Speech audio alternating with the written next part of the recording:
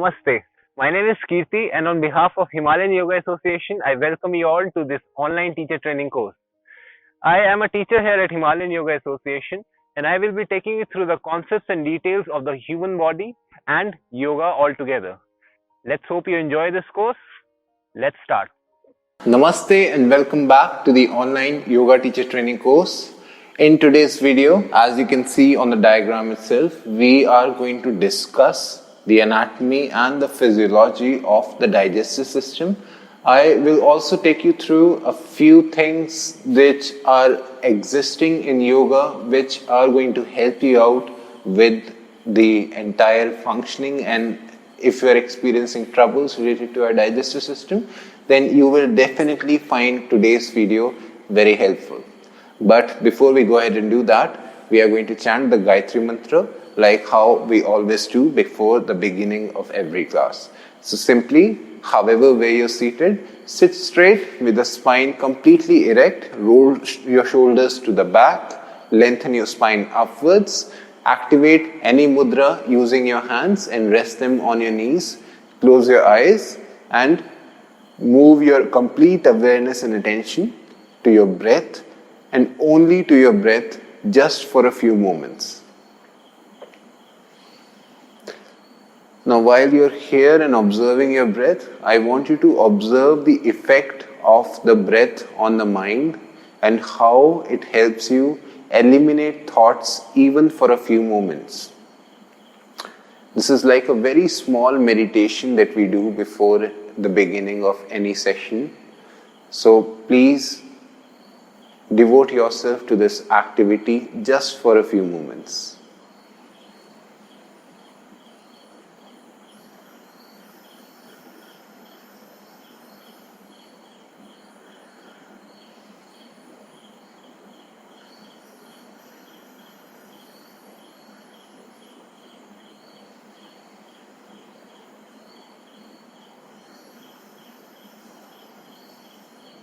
After a few deep and complete inhalations and exhalations, slowly bring your hands to your chest in Namaskara Sthiti.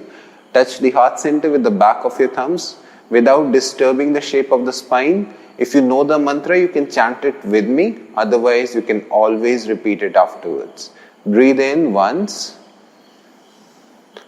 Om Bhur Bhuva Swaha Tatsaviturvarenyam Bhargo Devasya Dhimahi Dhiyo Yo Na Prachodayat.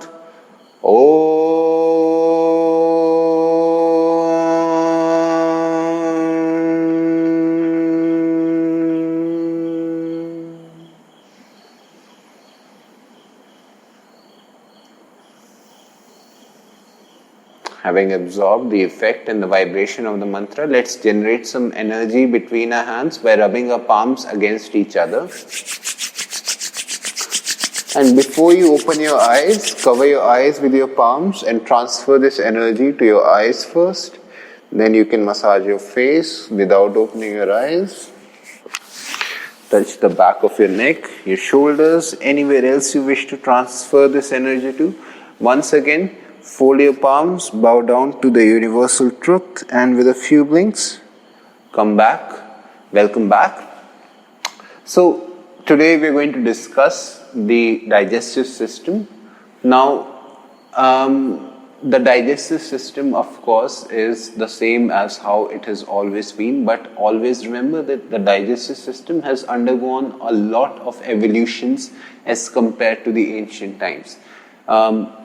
For instance, if I go ahead and discuss the appendix region, which is the beginning of the large intestines right here, they do not solve any purpose in case of the human body or in case of the digestive system as such, but they still exist. They may have some purpose in the ancient times.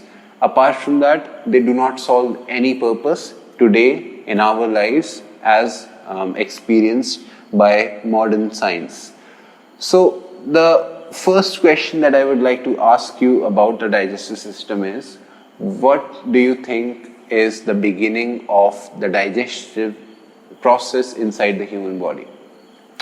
Modern science acknowledges that digestion starts when you put food inside the mouth and the salivating thing happens. The mouth, the ducts inside the mouth, they release and secrete a lot of digestive juices in the name of saliva. There are many other chemicals like amylase and lysosomes. All of these things, when they start getting released and mixed up with the food, that is the beginning of digestion according to modern science. But according to yoga, digestion starts from the moment you start thinking about food. Think about it. If you are hungry, if you smell food but you're not eating it, if you are seeing food, if you're thinking about food, then the mind starts sending signals to the mouth itself, and the mouth will start salivating at that point. If that is not the beginning of the whole process of digestion, in that situation, if you had food inside your mouth, then the food will start mixing up with the saliva that gets secreted. So according to yogic science, digestion starts from the mind. It does not start from the mouth, it starts from the mind. The physical instruments of digestion, however, is the teeth, because they help you break down the food, grind the food, cut the food, chew the food one way or the other, and process it further so that it can move down and process further inside the stomach and the intestines. So the beginning happens from the mind. When the mind feels, the mind anticipates the existence of food in any form. When the mind anticipates food in any form, that's when it starts this whole chemical release inside the body. Now, the food goes through certain stages, of course. The food is only food as long as it is there on your plate and outside of your body. The food, once it enters the body, it is going to be referred as bolus. Bolus is basically a round structure which is there, which is mixed up with the saliva, which does not really have the color, the taste, the texture, the flavors, the presentation as it had before it entered your mouth and before it got grinded down because of your teeth. So the moment you put food inside the mouth and start chewing it, it starts mixing up with the saliva as well as other digestive enzymes in the mouth in the name of amylase and lysosomes. Now, amylase is basically a kind of hormone or a digestive enzyme which is responsible for killing the bacteria which could be harmful in one way or the other inside the human body in itself.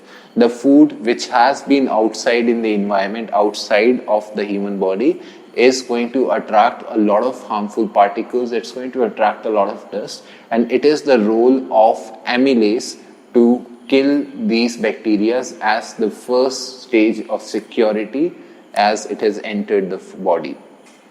So, at the same time, have you ever observed how this bolus, which we are going to refer to it as, the round spherical shaped texture, which is a mishmash of everything you put inside the mouth, which is constantly getting mixed up with saliva and other digestive enzymes, and it is constantly beaten down and grinded by the teeth. Why is it round shaped? Well, that's because human evolution has designed the structure of the mouth to be a certain way. Eventually, you realize that the hard palate, the hard structure on top of the mouth, this is concave in nature, which means along with the pressure or the soft nature of the tongue at the base and the concave nature of the hard palate on top, it is designed to create a spherical shaped bolus. If this spherical shaped bolus was inexistent, or it was completely flat, or it had some other texture or other shape to it, then I'm pretty sure that the bolus would not be spherical. Now, what is the importance of a spherical shaped bolus?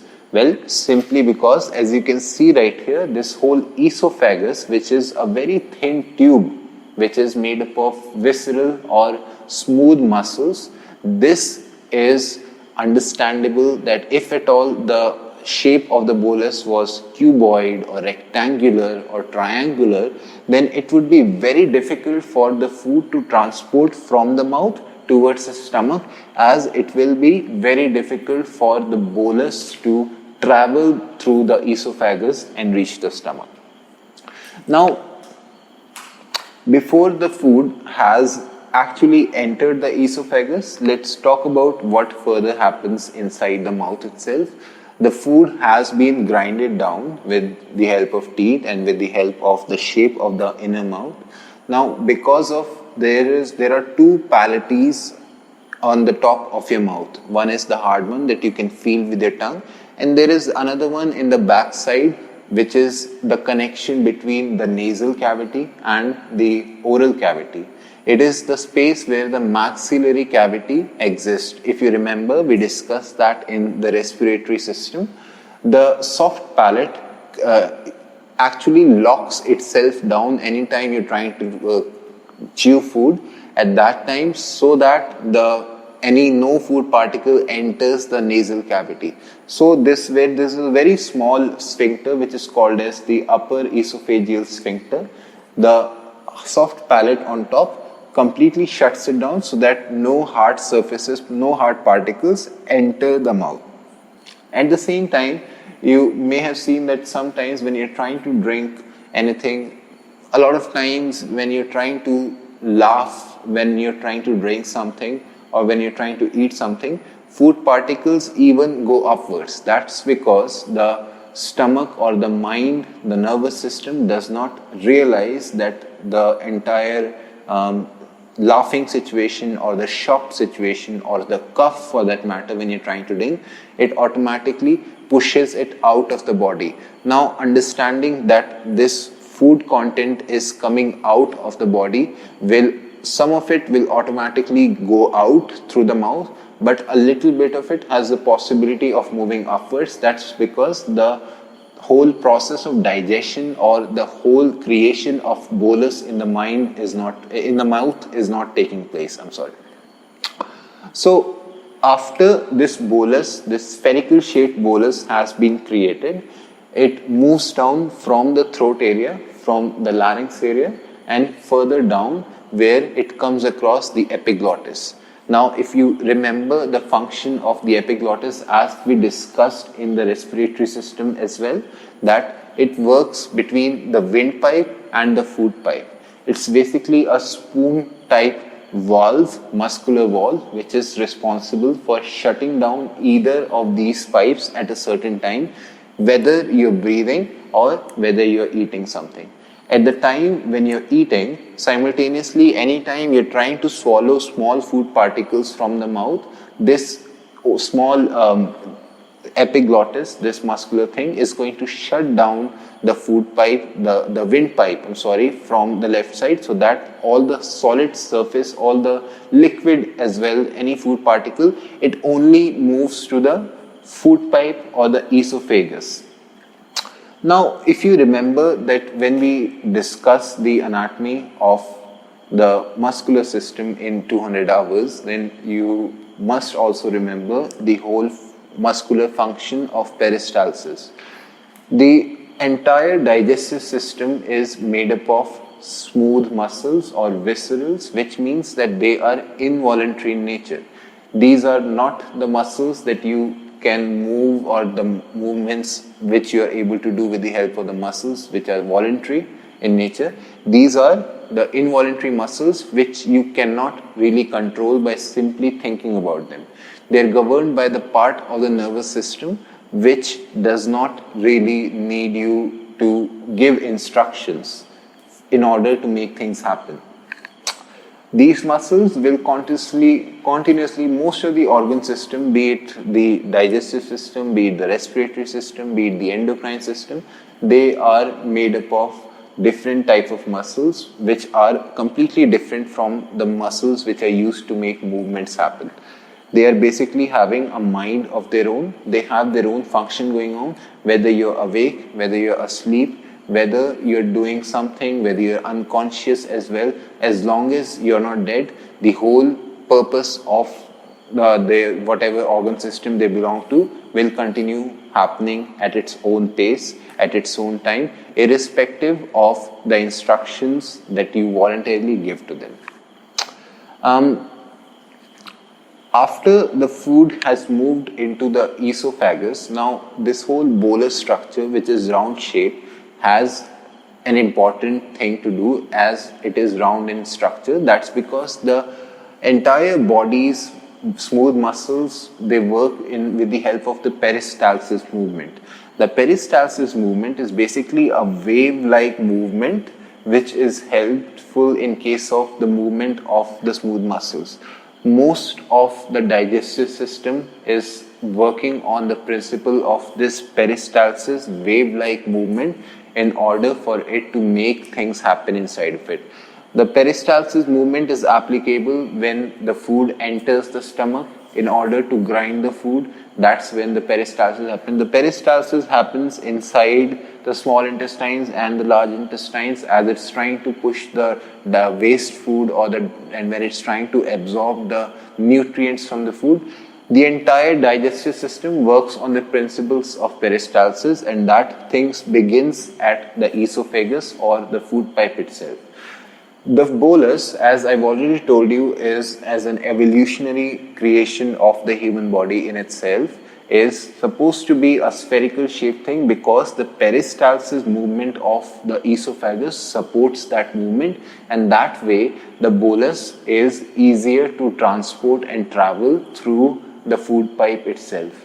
If at all the bolus was not spherical in shape, then because of the peristalsis movement, it could even get damaged because of the hard particles of whatever the bolus is made up of.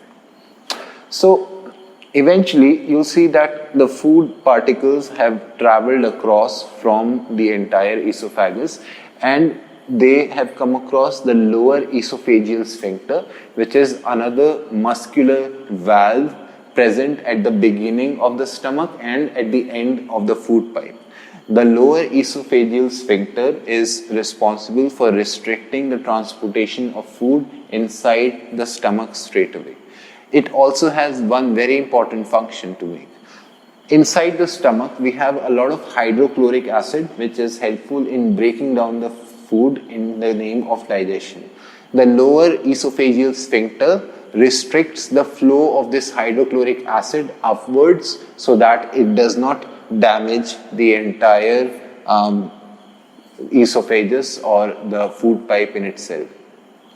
Now, the insides of the food pipe, the insides of the stomach, the insides of the small intestines as well, they all have a rich and a generous supply of mucus. We can also say that there is an entire layer of mucus which is covering the insides, the purpose of which is, of course, to lubricate the entire area so that the food transportation happens very easily and does not get hampered or does not get stuck in random places, because of which the internal visceral muscles can get damaged. That's the first thing. The second reason of the existence of a thick mucus layer inside the stomach is protection from the hydrochloric acid which is present inside the stomach. As the bolus has entered the stomach after the lower esophageal sphincter has opened up and it has allowed the food particles to enter the stomach, at that time the stomach starts releasing a lot of hydrochloric acid inside of it. Now, the question that comes to, I'm sure a lot of you must be questioning, how come there is hydrochloric acid and it does not burn the body in itself?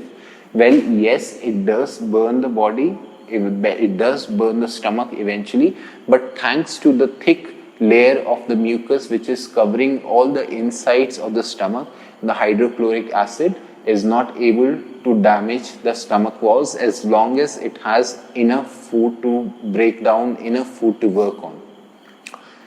But at the same time, if at all there is no food to break no food to digest inside the stomach, then that hydrochloric acid is going to start burning the insides of the contents or the structure of the stomach itself, which we all know as a gastrointestinal problem or simply acidity.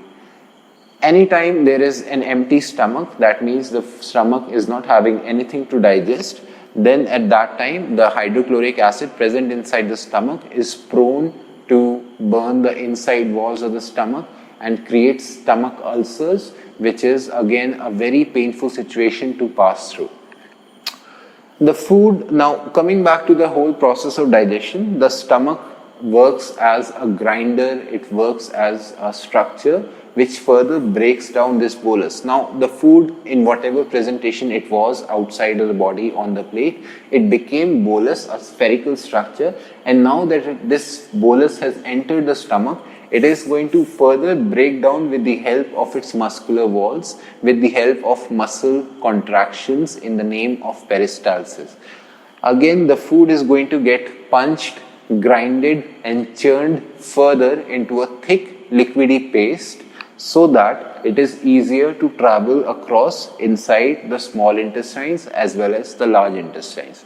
Whatever structure of the food, whatever texture, whatever nature of the food was there, now it is into a consistent temperature, consistent after the stomach has done its work. It is into a consistently thick paste-like structure which is almost liquidy in nature, but it does not hold any solid particles. It does, of course, it has solid structure which is completely churned, but it does not have that texture, that surface anymore. Inside the stomach, of course, the hydrochloric acid has a lot of work to do, which does not just involve breaking down the food into a liquidy paste. The hydrochloric acid is also responsible for killing down any bacteria or harmful substances which have still managed to enter the body despite of the release of amylase in the mouth. The bacteria can be a very stubborn property of the food itself, and considering if they enter the body, and the stomach being the digestive system being the place where the distribution of energy and nutrients takes place, if this bacteria manages to travel inside the body, then it is obviously going to create a problem. And in that case, the digestive system does a very good job in killing this bacteria with the help of the hydrochloric acid. Now don't get me wrong, hydrochloric acid is definitely very harmful in itself. If it can kill the bacteria, then imagine if you put hydrochloric acid on your hand, then it's not just going to burn your hand, it's going to make a hole in your hand if you hold it for too long.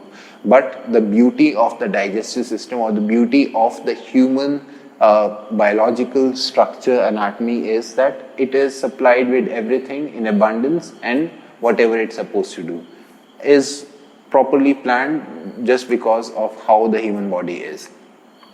Now, eventually, the next stage that this food has taken is as this liquidy structure.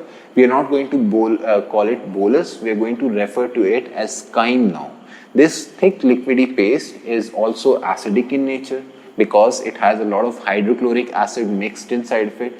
It's got all the food particles, the absorption hasn't happened, but because of being constantly grinded, churned inside the stomach, it has gotten this thick, consistent, liquidy structure, liquidy nature, liquidy shape, which has a lot of hydrochloric acid inside of it.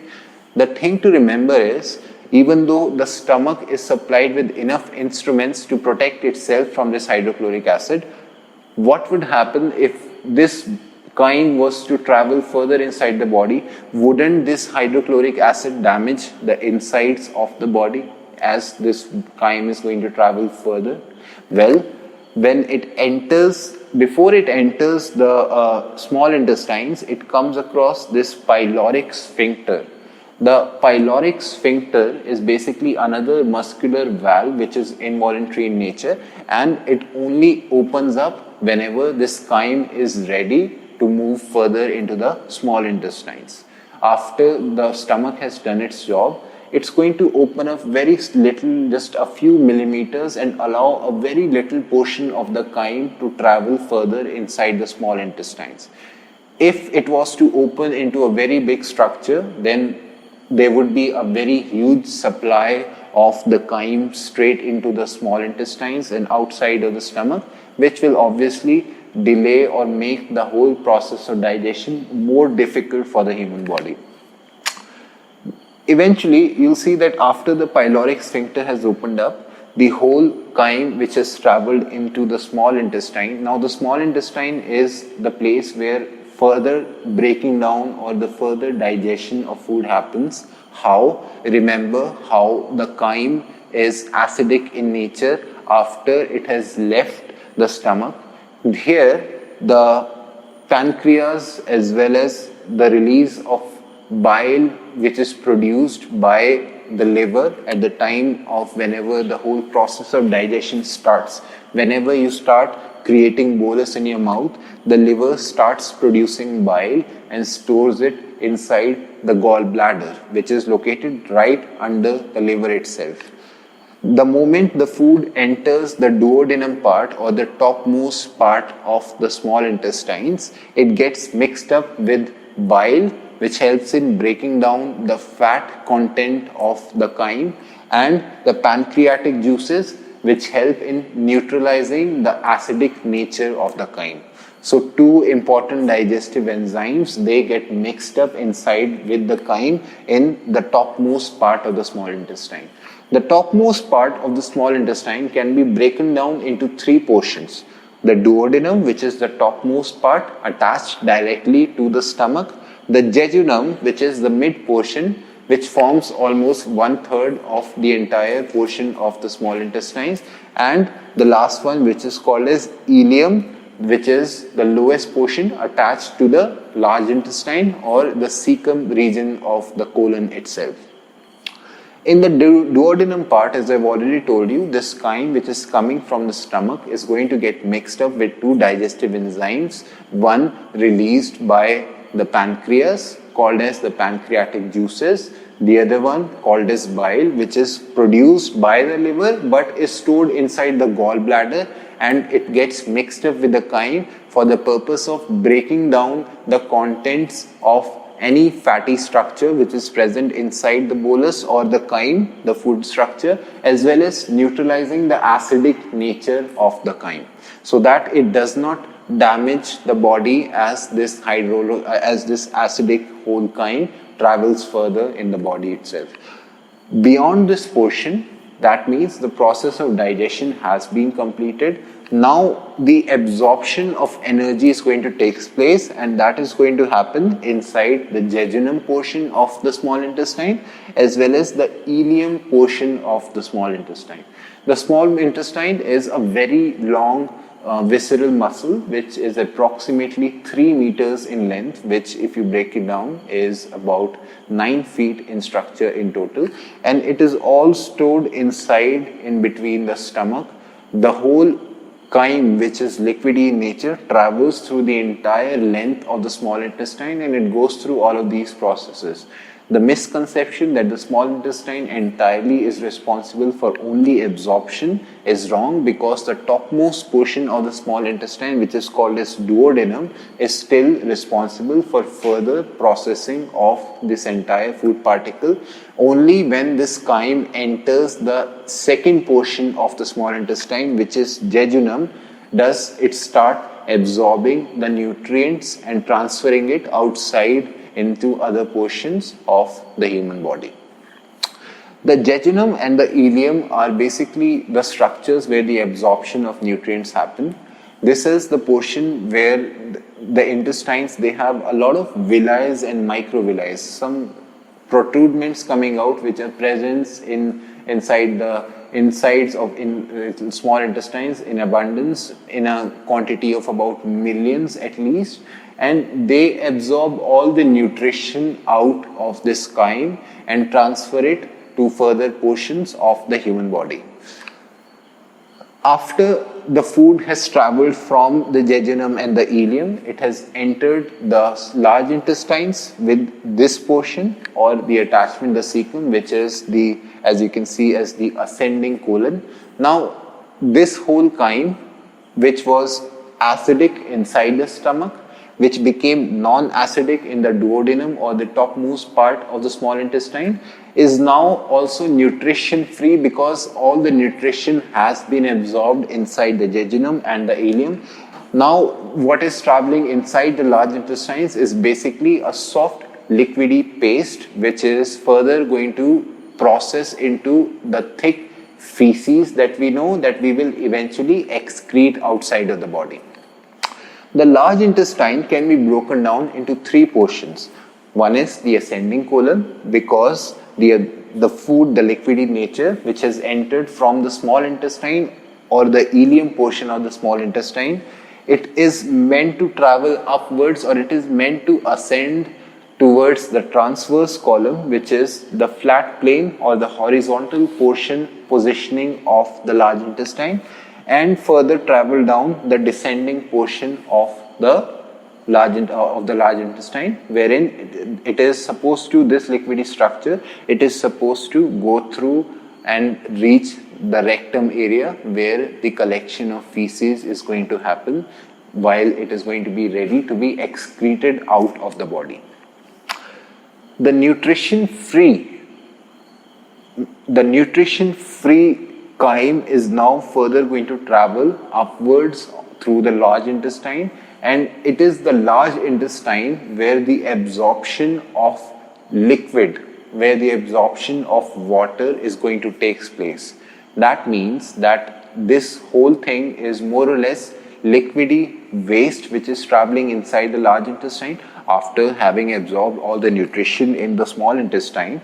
The liquidy waste portion of the food that you've eaten is going to travel further, and it's going to lose the liquidy nature of itself, so that it becomes a soft stool in itself as it moves outside.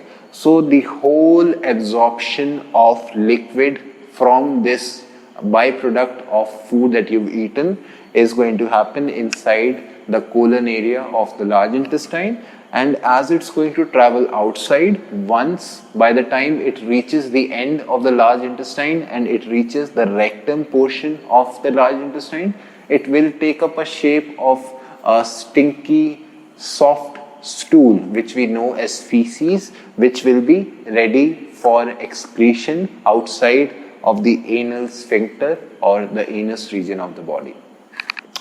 This is the whole function and purpose of the digestive system as it is, starting from the moment when you smell the food, when you think about food, when you see food, till the moment you push it outside. Everything, of course, there are so many other details, there are so many endless, countless details related to the digestive system. You can go as far as you want. If you're a doctor, then you obviously would be knowing so much more details about this, but so far, as per my understanding, as per your requirement as well, whatever you have learnt in this video is more than enough for you to know about the digestive system.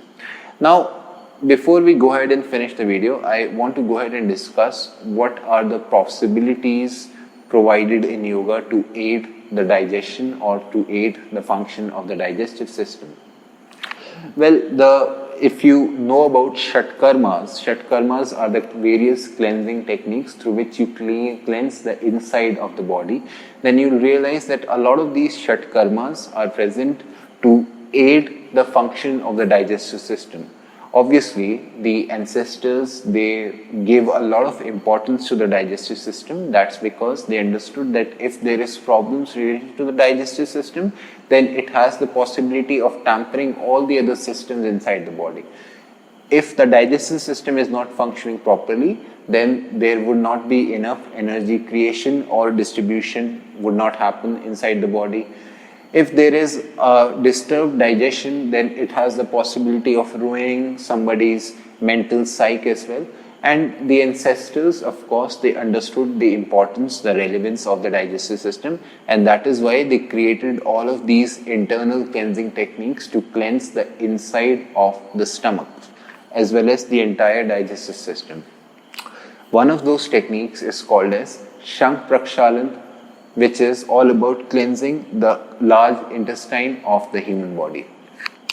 What you need to realize is that any liquidy structure, if you're drinking any juices, if you're drinking any soup, if you're drinking just water or tea, then that gets digested and that immediately gets absorbed from the stomach itself. What that means is that whole structure, the water that you've drank, the liquidy, any food particle which is liquidy in nature, is not going to go through the entire process of digestion. It's not going to travel across from the stomach, from the large intestines as such, but it will get digested in a matter of 10, 15, 20 minutes at max. But otherwise, the solid particles, they would need at least a few hours. In fact, it is said that one meal takes about 30 to 40 hours to completely leave the body and become a stool and then leave the body. So it takes about 30 to 40 hours at max or at minimum to leave the body entirely. Now, if you remember, if you are aware of these various techniques of 𝐸𝐶, namely, which one of them is called 𝐘𝐨𝐼 Kriya, which is about drinking a lot of salty, lukewarm water and then vomiting it outside of the mouth itself. That happens. If you're not aware of it, then let me tell you, it's basically a technique where you're supposed to drink a lot of water, lukewarm, salty water, and immediately vomit it outside by methods, the purpose of which is to cleanse the insides of the stomach as well as the insides of the esophagus. Why? Because of this mucus layer that is present inside the throat and the stomach itself. This mucus is obviously sticky and slippery in nature, as a result of which it has the property of attaching a lot of food particles, a lot of waste products to itself, which can decay over time. So the property of drinking lukewarm salty water is that the lukewarm water is going to regulate the temperature of this mucus, and the salty nature of that water is going to cut through any sticky surface of this mucus, which is covering the entire insides of the stomach and the esophagus. And eventually, once you vomit it all outside after doing it a few times, the body has this property of regenerating this mucus layer, which is going to be completely fresh, completely new, minus the sticky, decayed portions of the food that you may have eaten. The second important technique in the name of षट्कर्मास to cleanse the insides of the body is Shankh Prakshalan, also known as the intestine cleansing technique. In Shankh Prakshalan, basically what you do, you again drink up a lot of lukewarm salty water and you do a few yogic asanas, just so, which is in a proper series as such, because these asanas, they have the property of opening up these various muscular sphincters, which are, by the way, involuntary in nature. But with the help of these asanas, you can open up these various sphincters located in the digestive stomach and allow the particles, the bolus, the chyme, whatever it is, to travel further quicker, much quicker as compared to the normal time that it takes. In a matter of minutes, you can transfer any food particle or any liquidy structure from the mouth and push it outside of the body with the Shankh Prakshalan technique.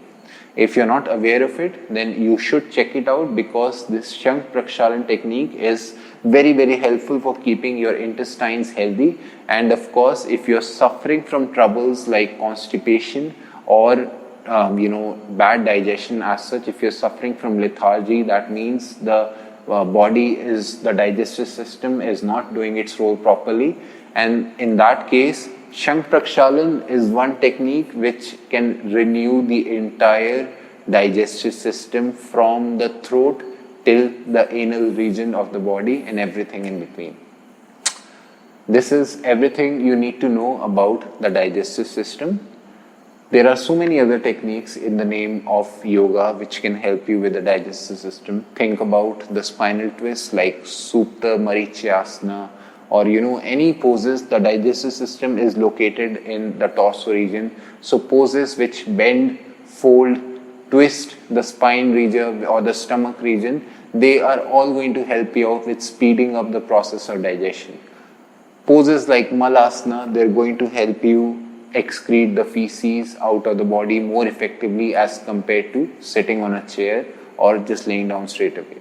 There are many other details related to this, but this is all that you need to know about it for now.